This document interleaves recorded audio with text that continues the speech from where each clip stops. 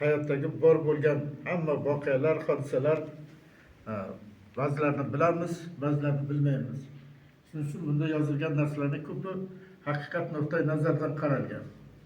Hayotdagi odamlarni ham, boshqalarni ham shu haqiqat yuzasidan yurishga iloji boricha haqiqat nuqtai nazaridan har bir voqeaga haqiqat nuqtai nazaridan qarashni o'rgatadi. Agar buni o'qisanglar, iloji boricha bu ba'zan qiziqmasligi ham mumkin. Chunki haqiqatni nima qilishcha bir nisbiy tushunchada, nisbiy tushuncha. Bu qiziqarli tomonlari yo'q. Faqat haqiqatni o'rganmoqchi bo'lgan, hayotni o'rganmoqchi bo'lgan odam mana shu kitobni o'qisa bo'ladi. Hayot bu shunchaki oddiy gap emas. Hayot bu odamlarga tomosha ham emas. Hayot eng qiyin ish deb yozilgan bir yozuvchining gapi bor. Hayot og'ir ish degan.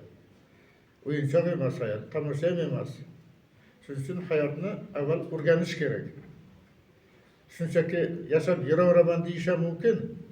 Shunchaki yashash u hech narsani bildirmaydi, hech narsani o'rgatmaydi. Hayotda dunyoga bir marta kelgan inson hayotda o'zini izini qoldirish kerak. Yo yaxshilik bilanmi, yoki bir kitob yozish bilanmi, yo bir konsert berishmi, o'zini hunarini, bir hunarni ko'rsatib, shu yashashni hayotni bir iz qoldirishi hisoblanadi.